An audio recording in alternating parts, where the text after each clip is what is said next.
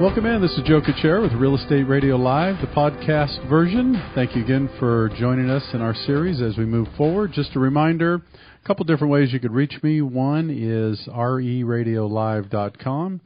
Also the phone number, 408-838-9060. Before we get started, too, just a reminder, I'm here to help you with any financing needed, purchase, refinances, restructuring at all. If you have any questions, you could reach out and give me a call at 408-838-9060. Also, be sure to remember that if you're in need of business partners in terms of financial planners, CPAs, real estate agents, legal advice, anything around real estate or helping you with your real estate needs or financing needs, always contact me, and I have those referrals for you. All right, let me invite in my guest, Mr. Ron Howard. He is no stranger to the show. He's been with us for the last couple of years on and off. He is with Sienna Wealth Management. Welcome in, Ron. Good to have you back. Always good to be here, Joe. Always good. We're going to cover a number of different topics here. We're going to roll into kind of finish in 2016. Ron is always good at giving us an update on what's going on in the markets. And, of course, we'll talk about the elections. What would a good discussion be without the elections? And much, much more. And always, Ron, I know you're good about giving the book away. Why don't we, again, let those listeners know via podcast that if they'd like a copy of the book that you wrote a forward with, you could always call in or email, and it's The Wealth Solution. It's a book, a great book that Ron has wrote the forward to, and he's always good enough to give a copy out for those interested. So if you're listening to the podcast, if you want to email me, Joe at @rsradiolive.com, or contact us via the website, we'll be happy to get one of those books to you with that information. All right, maybe we get started, Ron. Tell us a little bit about your background and current roles and responsibilities with Sienna Wealth Management. Good to be here again, Joe. Yes, yeah. I'm managing principal of Sienna Wealth Management. It's an independent investment advisor located here in San Jose.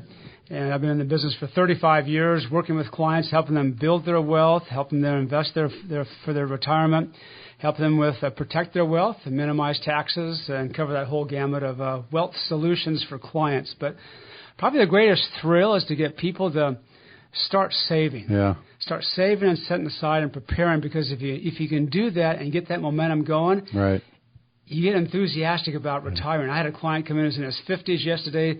He was, basically an owner of his own construction company, had nothing set aside to speak of, and we finally got him his first $100,000 in there. Now he decided about putting more in there, and that's what you want to have to build towards that future. So we just love working with clients to helping them meet their financial goals. Yeah, and I know that you're an advocate, of course, of the sooner the better, right? I mean, we could talk about that another time too. How important it is for the young kids these days to understand just the power of investing and compounding interest, and it's so powerful, and the earlier the better, for sure. I think in our last show we talked about the little book pamphlet called "The Richest Man in Babylon." Yeah, and just talks about setting aside 10% of whatever you earn and letting that grow, and it's amazing how that can compound and create big results. Yeah. Very powerful. Well, let's talk a little bit about the market. We're wrapping up 2016. Gosh, as we do the podcast here, we're rolling into December. Were there any things that were a surprise to you? How would you kind of phrase the market and talk a little bit about, if you will, how 2016 shaped up? Any surprises, any expectations, or how do you see that? I wrote here in my little notes, the election surprise. There was that little election, too. That was so amazing. I mean, being here in California and the news had all forecasted and the markets all expected for Hillary to win. Yeah. And so I remember the day of Election Day, I said to one of my other advisors in the firm, I said, well, if by chance, Trump wins, what's going to happen to the market? Oh, the market will be down 2,000 or 3,000 points the next day. I thought, well, I'm not sure it'll be down that much, maybe 800 points. Yeah. And so then you go to the election, and results happen. At 1 or 2 in the morning, they mentioned that the Dow future had dropped 800 points. Did you? I saw that as I was watching the elections. I was so engaged and enthralled in that. I was watching, and then they were, of course, doing the futures, right? Yeah, or the futures were down before the market even opened up. Right. I go, oh, man, I better get up early and get down to the office there. Clients will be calling. And so anyway, get up at 5.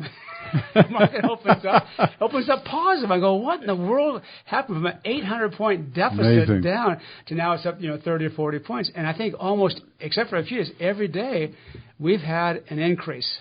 in the market. I mean, talk about a surprise. I had a little analysis. Since Election Day, which would be the 8th of November, until now, which is we're now November 30th. So that 3 weeks' time, we're up 4.78% on the Dow. Wow.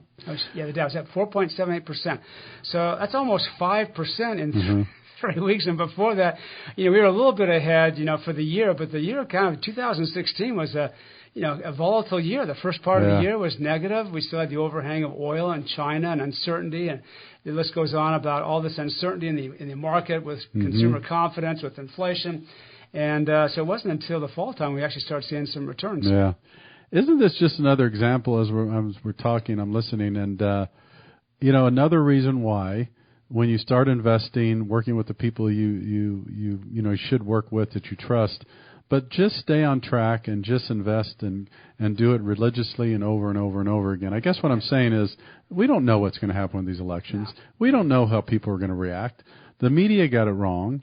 The people got it wrong what was going to happen if Trump were elected or not elected, right? And so I guess it reminds me, as we talk about all the time and you advocate as well, just put your strategy together for yourself, your family, your business, whatever it is. And whatever happens, happens, but you can only control your own destiny in that sense, right? Yeah. In fact, I wrote down here dollar cost averaging, which is what you just talked about, Yeah. And that's just depending on where you are in your life. Now, obviously, if you're retired, it's hard to set money aside because now we're taking money out of your portfolios to provide for, your cash flow. Right. But if you're working, you want to set money aside, regularly, whether it's every month. Right. Whether it's twice a month, whether it's once a quarter, you want to be able to set aside money and have it just go in, whether the market's up or whether it's down. If the market's down and you're putting money in, you're buying more shares at the same money you're putting in, so because the prices have come down, so you're buying a little more. If the market goes up, that's good because the markets have gone up, your values have gone up, but you don't get as much, but you just keep doing that on a regular basis. Yeah. That's that dollar cost average. And then what happens, we bring in this word called compounding. Right. And that just compounds. Becomes very powerful. Dividends come in, capital gains come in, the growth comes in, it just compounds to where it just keeps going. Now, of course, the other side of this is we've seen, and I deal with this every day, we have benefited from low interest rates for I don't know how many years now. Yeah. And we also, and I've been talking to clients and sending information on a regular basis. Do what's important now and take advantage now because when they go up quickly and there's very little notice. And I think we all got used to it. We thought it was never going to change. So here we are. We had with the Trump election, I'm not sure if it had something to do with it, but then the stock market rallies a little bit more. And now we have rates up about 0.5% from where they were a month or so ago. Yeah. Again, it's funny to talk about, if we go from 3 5/8 to a 30-year fix, let's say to 4 and 1/8, I mean, it's still relatively good, cheap money, right? we can remember buying houses at 9, 10, 12% interest rates. So 3 and 4%, that's a steal. Not too bad. Not too bad. So that goes to the point with the market too, because surprises happen and people can't forecast. So I have clients, or especially new people come into our office that are looking at hiring us as their advisor, saying, "We want you to pick and choose and time the markets." I'm going, well, if I was really a good stock picker or a fund picker or an asset class picker, or I could time the markets. I mean, I love the Silicon Valley, but I'd probably be living somewhere else if I could do that. Because if you're good at doing that, you can make lots of money. But the reality is, you might pick it once in terms of getting out, but it's getting back in. That's the problem. And I've had clients come to me and say, I think the market's going to get hammered for whatever reason, elections, or it could have been in Europe, it could be whatever problems you see. I want to go to cash. Yeah. And they go to cash, and they miss a big, huge rally that happens in the next 6 months. And so now they've missed some good days of the market. Yeah. Well, we're about halfway through our segment here, or I should say our show. So I want to, before we jump in and take a break, a quick break, the elections, kind of just to round it up and summarize, what do you think, if any, or is it too hard to tell what kind of effect it'll have going into 2017 on the Trump presidency? Well, from all the indication I'm picking up, he's talking about the right things for growth in the U.S., and that is he's talking about taxes. Right. I mean, you have just billions of dollars camped offshore for corporations. If you can develop a holiday, lower the tax rate. I think there's bipartisan agreement, both Democrats and Republican, to lower the corporate tax rate. That brings a tremendous amount of money back into the U.S. That's going to do all kinds of things. So I think that would be a big, huge benefit. If they can come in and you can talk about taxes for across the middle income, and streamline a little bit and get that under control a little bit, that'll be a big help. If they can reduce regulations so it doesn't strangle small businesses, that's a big thing, a big boon for jobs. So if you can come back in and do a couple of those things, I think it's going to help unemployment, and I think it'll help with job increases. It'll expand the economy. You need to get a growing economy, and to be growing at a GDP of 1.5–2% is not going to cut it. Yeah. So you need to get that 3, 4, 5% back in there to get things moving again. So I'm optimistic. But with that, there's always volatility. So there's going to be a war happens over here. There's going to be an event that happens over here that's going to create some volatility. But again, that's just noise when it comes to your portfolio. Right. Well, be fair, we'll give it out towards the end too, Ron. But again, if anybody listening to the podcast, they want to reach you, contact you, what's the best way to do that? Our phone number here in San Jose is 408-244-3800. Again, 408-244-3800. You can visit our website at www.𝗔𝗕𝗢.com. That's Siena with just one N, like Siena, Italy. Very good. There's more information there, and they can get my email there as well. All right. Again, this is 𝗘𝗀𝗓. If you're just tuning in, Real Estate Radio Live, the podcast series. I'm interviewing Ron Howard. He's with Siena Wealth Management. He's also giving away a book, so if you want more information on that, keep tuned in. We'll continue to do that. Also, if you need any information on financing, mortgages, I'm here for you, 408-408, again, 838-9060.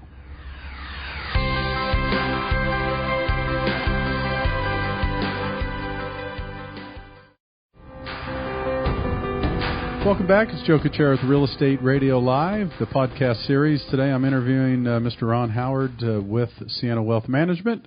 We're talking about the market, the election, some of the details of the election, and we're going to continue doing that. Again, if you need any information on mortgage services, financing, you need help with a real estate agent, financial planner, someone like Ron Howard, you can always contact me, 408-838-9060, or always go to our website, radiolive.com.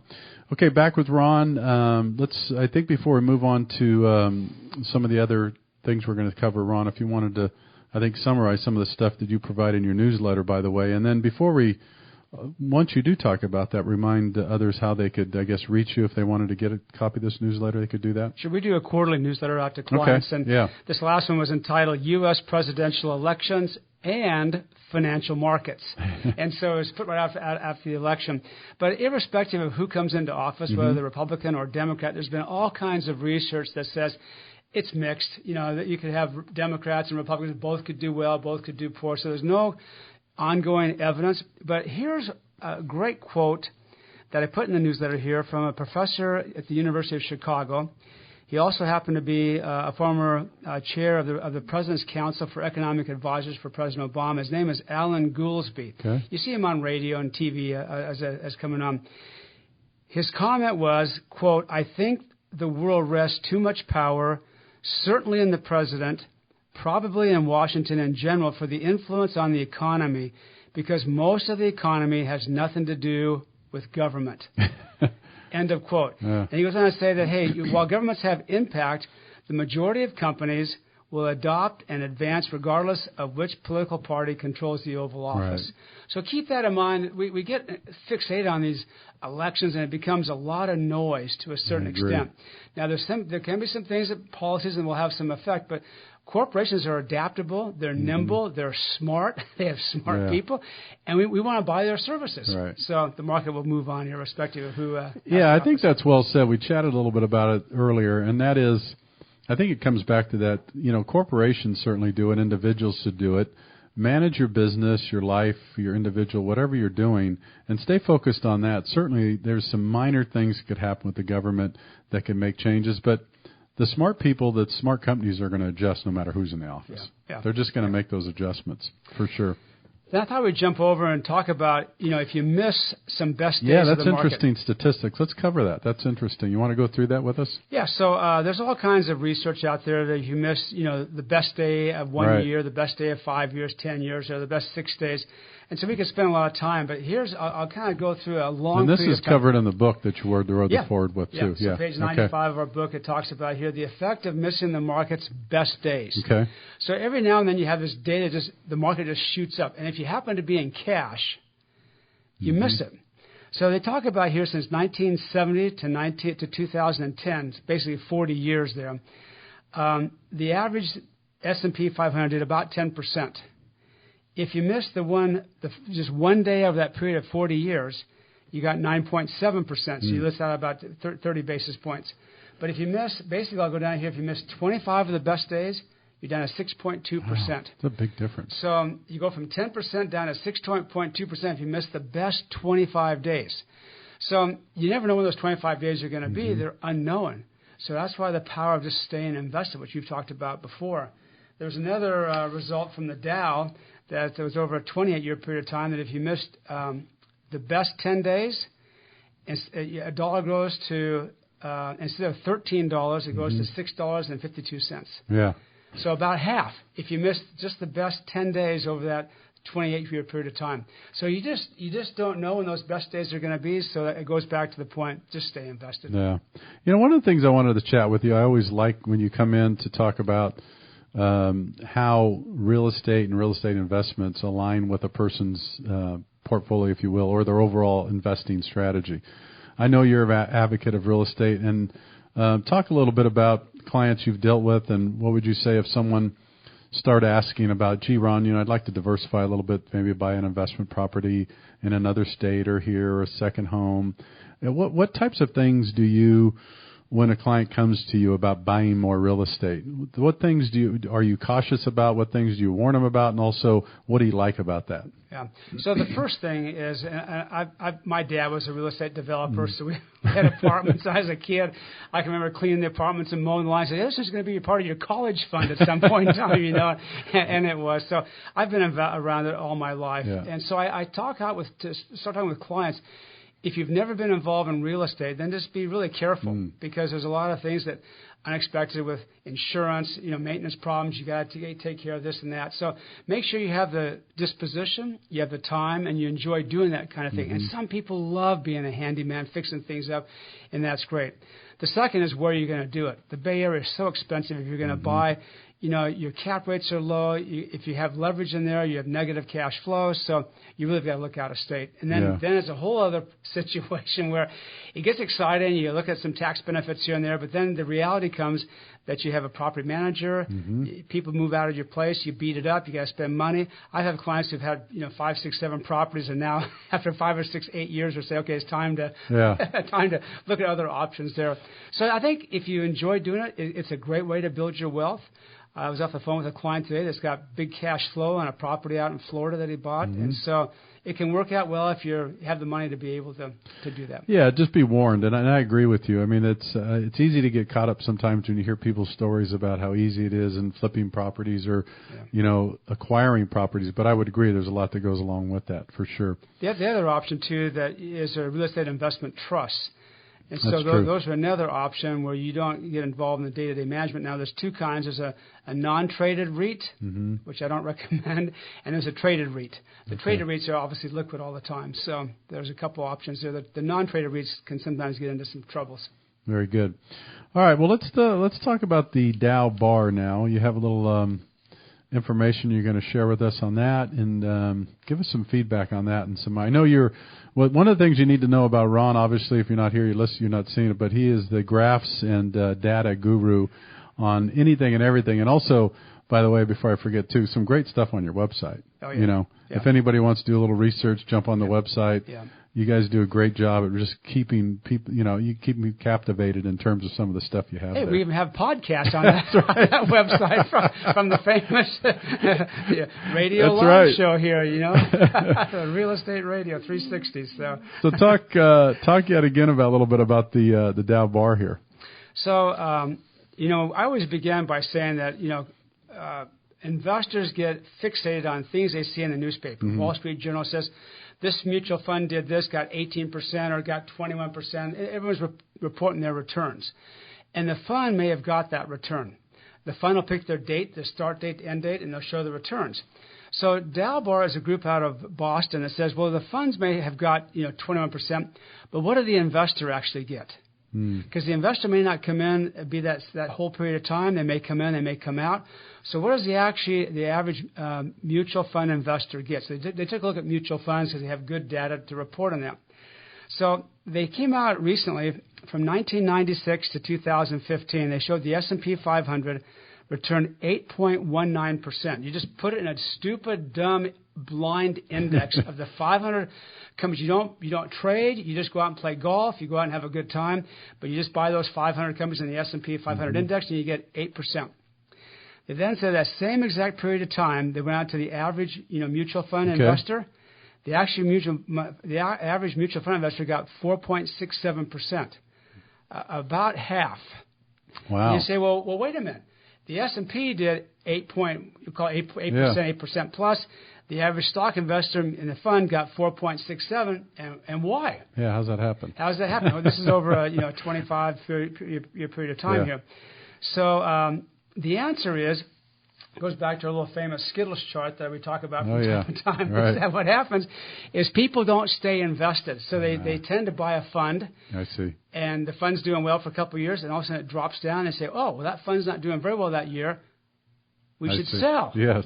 So they come back in, they buy a fund that's doing pretty well at the top, and it goes down to the bottom of the pack, and they sell. So they're buying high, and they're selling low. They say, well, now we've got this money. What should we buy? Well, gold is good, or our emerging market's good over here. This is good over here. And they buy that, and a few years later, that one goes down.